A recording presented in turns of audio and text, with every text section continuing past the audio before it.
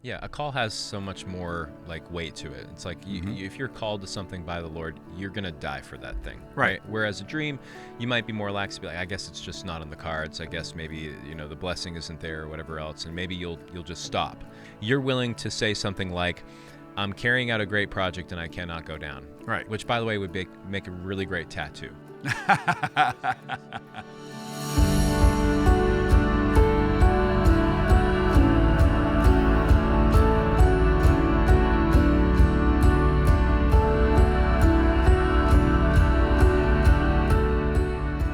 Hey, y'all, welcome back to session 6 of our look at and our study through the story of Nehemiah. Again, as I've done every time, we have this resource. The book is called I Am Taking Authority Over Identity, because that's ultimately what we have to do. Now, we've made a lot of progress here. We've gotten all the way to Nehemiah functioning in such a way that he is leading by example. And he's doing that because he knows who he is. He understands who God has made him. And so he's even now overcome inequities among his people. Some people are subjecting others to poverty and to slavery, and he's overcome that. And he's overcome that honestly by the strength of his convictions and by the strength of his person, his actions. They've seen him act out in a way that makes them believe and want to follow him. But here's one of the things that I want us to understand. Sometimes you'll feel like you've made it, and sometimes you'll feel like you're there. He is leading in chapter 5 clearly out of personhood. So he's not just leading out of position. They're following him because he's a good person, because he's a person they believe in, because they know him now. All of that's true. Even when you've made it that far, the walls are almost complete, all of that is taking place. When everything's working in your favor, even in that moment, old threats will come back and they will endanger you again. We're going to find in chapter 6 that Nehemiah is in danger again. Watch, let's just read this. Chapter 6, verse 1. When word came to Sanballat, Tobiah, Geshem the Arab, and the rest of our enemies that I had rebuilt the wall and not a gap was left in it. Okay, so it's the work is pretty much done, though up to that time I had not set the doors and gates. The gates aren't closed, but the wall's up. It's an incredible feat. Sanballat and Geshem sent me this message. Come, let us meet together in one of the villages on the plain of Ono. But they were scheming to harm me, so I sent messengers to them with this reply. I'm carrying on a great project and cannot go down. Why should the work stop while I leave to go down to you? 4 times they sent me the same message, and each time I gave them the same answer. Geshem Sanballat and Geshem, yes, have sent messengers because they're saying they want to sit down and meet with Nehemiah. But Nehemiah understands that all this is them trying to harm him. Now, I want to make a point here. The real danger to Nehemiah is not external. He's safe. He's in the city. He's doing the work. He's getting it done. The real danger is not internal to him. It's not external. I'm sorry. It's not Sanballat, Tobiah, and Geshem coming into the city to get him, because they're not going to do that. The real danger here is if Nehemiah would allow himself to become distracted. Let me just say that in any life, in any leadership, in any role that brings about change or brings about direction or brings about movement, the greatest danger you face is distraction. Because look, you need to understand, the more you accomplish, the more you will be given opportunity to accomplish more. The problem is when you get opportunities, after you've accomplished a few things and you get opportunities, the challenge is to ask yourself, which of these is an opportunity and which of these is a distraction? Now, let me unpack this a different way. Sanballat, Tobiah, Geshem, they've all decided, they send word to Nehemiah, come out and meet with us in one of the villages on the plain of Ono. And we're just going to discuss. And Nehemiah may have seen that as, hey, Maybe I can come up with a peace treaty with all of these folks around us. Maybe we can build a coalition. Maybe we can actually come together and all of our peoples can work together. Maybe I could do this great thing. Well, here's the problem. He's already doing a great thing. And in order for him to go down and meet with Sanballat and Geshem, the work on the wall, which is the great thing he's been called to, would have to pause in order for him to go down and try to do another great thing that he hasn't been called to. Let me be clear. To somehow try to build peace between himself and Sanballat, Tobiah, Geshem, and all the other leaders, to somehow try to build peace among enemies. That's a great thing. Everybody's got me? But that's not the great thing he was called to. If you go chasing some great thing that's not what you were called to, that's not an opportunity, that's a distraction. And the danger is not in Sanballat and Geshem. The danger is internal with Nehemiah, that he would allow himself to be distracted from what God called him to do. The world may say, but this is a great thing. It doesn't matter what the world says. It doesn't matter if that's a great thing. It's not what God called me to do. There are a lot of great things out there. I've had people ask me before. I've pastored this church now for 25 years. And I've had people ask me as I pastored this church, why don't you start a Christian school? And my answer is always, I think that's a great idea for the next pastor. Because it's not what God called me to do. Is it a great thing to start a Christian school? It's absolutely a great thing to start a Christian school. Is it a great thing to educate our children? Absolutely.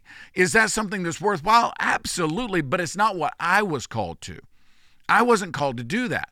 So somebody else is going to have to do that great thing because I'm busy working on this great thing. This is the one God called me to. The distraction would be to go down to oh no. And you should always say oh no to oh no.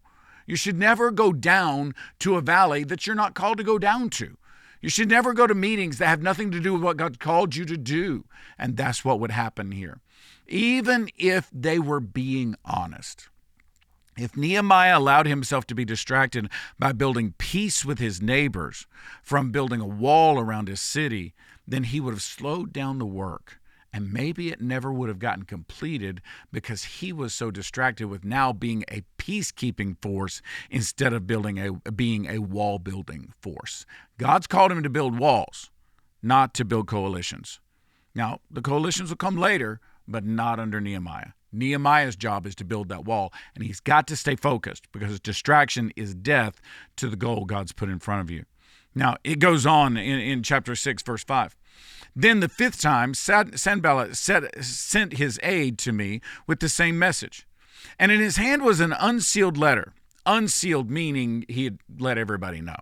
Okay, in which was written, it is reported among the nations. I love this sentence. Listen to it. It is reported among the nations. And Geshem says it's true. Okay. My other enemy says that my enemy is telling the truth here. That you and the Jews are plotting to revolt, and therefore you're building the wall. Moreover, according to these reports, you're about to become their king and have even appointed prophets to make this proclamation about you in Jerusalem. There is a king in Judah. Now, this report will get back to the king, so come, let us meet together. And I sent him this reply. Nothing like what you are saying is happening. You're just making it up out of your head. They were all trying to frighten us, thinking their hands will get too weak for the work and it will not be completed. But I prayed, now strengthen my hands. You see, watch.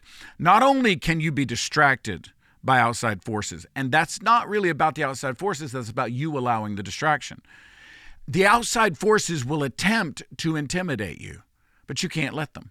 You can't let them. You say, well, I'm not as big as they are, but your God's bigger. You say, well, I'm not as strong as they are, but your God's stronger. You say, well, I can't fight them, but your God can.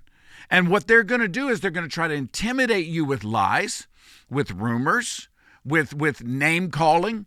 They are actually saying, we are accusing you of revolting against King Artaxerxes, who gave you the authority to come here. And if you don't come meet with us in the valley of Ono, then we are going to go tell King Xerxes that you are revolting against him. Now, here's the deal. The king knows better. Do you really think, can I just pause? Do you really think the king doesn't know the integrity of Nehemiah versus the integrity or lack of integrity in Sanballat, Tobiah, and Geshem. You really think the king doesn't know that? Of course he knows that. Of course he understands. And if they come back and they say, well, Nehemiah's trying to revolt against you, Nehemiah knows full well that the king will simply send him a messenger and say, hey, I'm hearing this, what's going on? And Nehemiah will answer him and it'll all be fine. He's not going to allow himself to be intimidated. Again, the threat is not external, it's internal. Intimidation only works if you receive the fear that the label is meant to insert in your life. If you refuse to receive that fear, then the intimidation won't work on you. The intimidation won't have an effect. You'll be able to just hold your ground. Listen, you may think about it, you may worry about it, but you can't let it intimidate you. You can't let it change your course. You can't be distracted by something that's not what you've been called to do, and you can't be intimidated by people that are going to lie about you, because there are always going to be people who lie about you. Over and over again. In my world, I've seen people do this. And you just have to stand your ground. You just have to stand your ground. People will lie about you. They will try to intimidate you. They will try to threaten you with lies. But the truth is, you've just got to step back and you've got to say, this is what God called me to. I'm going to stay focused on this. The more we are focused on what God called us to do, the less chance there is we'll be distracted, and the less chance there is we'll be intimidated by anybody else's lie. Then it goes on. So one day I went to the house of Shemaiah, the son of Deliah, the son of, and another guy's name, who was who was a shut-in at his home. He said, let us meet in the house of God inside the temple, and let us close the temple doors, because men are coming to kill you. By night, they're coming to kill you. But I said, should a man like me run away? Or should someone like me go into the temple to save his life? I will not go. I realized, he said, that God had not sent him, but that he had prophesied against me because Tobiah and Sanballat had hired him. He had been hired to intimidate me so that I would commit a sin by doing this, so that I would show weakness in front of my people by hiding away in the temple. That would have been a sin. And then they would give me a bad name and discredit me. Remember Tobiah and Sanballat, my God, because of what they have done. Remember also the prophet Noadiah, and how she and the rest of the prophets have been trying to intimidate me. So the wall was completed on the 25th of Elul in 52 days. Y'all, the enemy is going to try to distract you. The enemy is going to try to intimidate you. And if the enemy can't do that, he'll try to confine you. And he will confine you internally with your own fears. What they're trying to do is put enough fear in Nehemiah that Nehemiah will run to the temple and hide in the temple. If Nehemiah is hiding in the temple, then they can send their own spies and their own infiltrators to come into the people and change the people's thinking about Nehemiah while he's hidden up in the temple. If Nehemiah is out among the people, you can't do that as easily. But if he becomes confined, then the truth is the work is going to stop, and he's going to cease being effective at what God has called him to do. You cannot let the words of the enemy, let me back up. You cannot let the lies of the enemy, the deceit of your enemies, to distract you, to intimidate you, or to confine you. You are not to be confined within the walls of the temple. That's not what God called him to do. God called him to build the walls of the city. The whole city is where he belongs, not just this one spot. And he cannot allow anyone else, to confine him in that space. If he is distracted, intimidated, or confined, the work will stop. He will not be effective at what God called him to do. How do you fight that? You fight that by remembering who God called you to be, and do that. God called me to build this wall. If somebody kills me while I'm building the wall, then so be it. This is what God called me to do. If someone attacks me while I'm doing what God called me to do, so be it. I'll still do what God called me to do. I know that I know what God told me to do, and I will not stop doing it no matter where you want me to go and how you want me to distract me. I will not stop doing it no matter how badly you try to intimidate me or how much you lie about me. And I will not hide myself away in a corner because I'm afraid of you. I'm only going to follow God. Paul says it this way. Don't fear the one who can take your physical life. Fear the one who is in charge of heaven and in charge of your spiritual life. That's God. And the fear of God is a respect, not a fear that he might hurt me, but a respect that he wants to build me. Don't be distracted. Don't be intimidated, and don't be confined, because the world will come against you. But if you'll remember who you are, you can overcome even that. So the language that you use referring to Nehemiah and what he's supposed to be doing started out as a dream, and then it sort of evolved into a call. You use the term call quite a bit in this particular lesson. So how do we know that a dream is a call? How does a dream evolve or become a call? How do we unravel that? Okay, I'm going to demystify this for you. Okay. Because I think sometimes a calling is just a mystical, spiritual thing, right? Mm-hmm. And I can give you both stories in my life. I remember working construction, and I was working construction the summer before I went off to college. And I'm sitting there having lunch, and my stepdad, bless his heart, just didn't think I should go to college, didn't see value in it. Right. Thought it's a waste of money and a waste of time. And he had an 8th grade education and had made a good life for himself, right? So I'm sitting there over lunch, and I'm unpacking everything he tells me, and I just prayed, and it was the weirdest thing. I don't usually do things like this. So, okay, Lord, if you want me to go off to college, then you need to open that door. I've never done that before. I'd never done that before. And all of a sudden, I look up from my prayer, and literally the first thing I see is a man's hand hit that door and push it open. Ooh. He looks around a little bit confused, like he's not even sure why he's there. And then he leaves. So there's the mystical side, right? I knew I had to go to college, but that's not my call. My call was to be a pastor. In the midst of going to college, after I took 2 years of music ed and 1 year of business administration, all of which helped me, by the way, as I went forward, I'm about to go to South Carolina. I'm thinking about signing up for ministerial training, and I'm sitting down with another pastor friend, Randy Gardner. And I was a youth. He was a pastor at youth camp, and I told Randy, I think maybe God's called me. And Randy said, well, Michael, what you need to do is just walk down the path you think God's calling you on. If he blesses it, stay on it. If he don't, then quit. Okay, demystified the whole thing. Yeah, you're no longer looking for a bolt of lightning. Mm-hmm. You think God's calling you to step in that direction. If God opens doors, then a dream became a calling. Yeah, a call has so much more like weight to it. It's like if you're called to something by the Lord, you're gonna die for that thing, right? Whereas a dream, you might be more lax, be like, I guess it's just not in the cards. I guess maybe the blessing isn't there or whatever else, and maybe you'll just stop.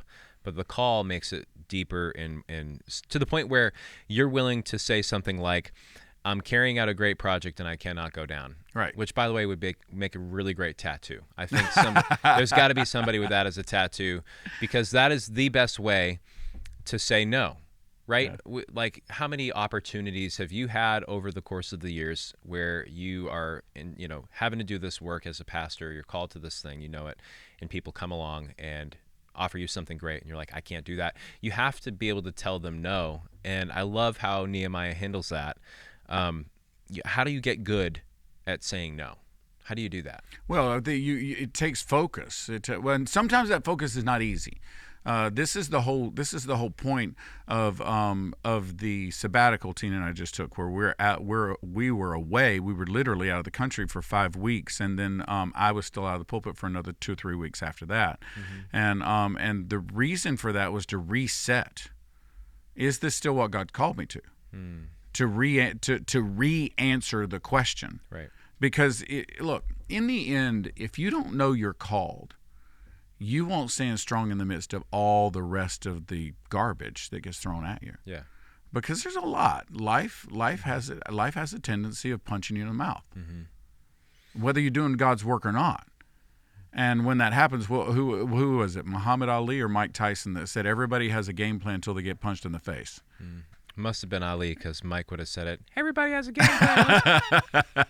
So, life punches you in the face. You got to have something that says, this is what I'm called to. Got to be more than a dream, because a dream, just to be frank about it, a dream is not worth dying for. a call is. Absolutely. You know, Yeah. and I one time I was at a business meeting for a district, and we were having this conversation, and I remember stepping up and saying, you know, there's a difference between a dream and a vision. Mm-hmm. A dream is ethereal, it's out there, but you can't put your hands around it. There's nothing concrete. A vision is a dream with feet on it. Mm. And so I think when you're called, you turn your dreams into vision. You give them feet. You give them a way to go forward. I think that's what we talked about in week 3 of this, and session 3 of this. I think that what now is going on with Nehemiah is he's into the work. Mm. And sometimes when you're this far into the work, you get tired. And when you get tired, the enemy thinks that he can intimidate. Mm-hmm. Or that he can lie about you, or the enemy thinks that he can distract you because you're tired. Mm-hmm. And frankly, it is easier to get distracted or intimidated or confined when you're tired. But if you do that, you're going to lose traction, you're going to lose progress, and you're not going to ultimately accomplish everything God's got in front of you. Mm. Yeah, it's hard not to be impressed by Nehemiah, mm-hmm. like just to see how he handles all of these threats, and all of this intimidation, all of this disinformation campaign kind of stuff that's happening with Sanballat and Geshem. And I know he's been around leadership a lot, mm-hmm. and I know that he's had that proximity to the king, and no doubt has observed the king make decisions and handle himself in the midst of having to decide what's true and what's not true and make the right calls. But how does he, or how can we, maybe is a better question, have the same savvy and self-awareness that he has in the face of all of this information that's coming in these letters and everything else? Singularity is the answer to that. Mm. What am I here to do? I'm here to build a wall. What am I here to do? I'm here to reestablish a city. I'm not here to build a peace delegation to get along with Sanballat and Tobiah. Mm-hmm. I'm not here to figure out how to follow Geshem and the Arabs and all the other. I'm not here to figure that out. I'm not here to be, can I be honest? He is literally saying that to them, I'm not here to be your friend. Mm. I'm here to rebuild Jerusalem. Yep. You know, and I think singularity is important. I think in today's world, when we value so highly something that I think really doesn't exist called multitasking, nobody multitasks well. You focus on one thing, you just focus on it for very short periods of time as you go along. And so I think in this day and age when we place so much value on multitasking, we lose focus. Yeah. And I think focus matters. Mm-hmm. I think singularity of focus is what matters. Yeah, so right. I mean, we just interviewed someone a little while ago for a position in the church. That gentleman was highly qualified for the position, had all the skill sets we were looking for, but wouldn't let go of the last job. Mm-hmm. Wanted to do our job and the last job. Well, that's not singularity of focus. Mm-hmm. So we said no. Mm-hmm. You know, either you're going to cheat your last job or you're going to cheat us. Mm-hmm. No one can serve two masters. Yeah. And so no, we said no. And what you needed to hear from him is, I cannot come down. Yeah. Yeah, and if he was going to say, well, I'm not going to let go of the last job, okay, that's fine. That's a no to us. Mm-hmm. But at least you're focused now. Right. So, and I think that's how Nehemiah does it. I would say one other thing here. The challenges never change. The challenges are the rubble of past destruction, mm-hmm. are the enemies of the current day. Mm. And if you really look at it, those are the only two challenges. Mm. They get discouraged by the piles of rubble that are so high that they don't think they're ever going to overcome them. Right.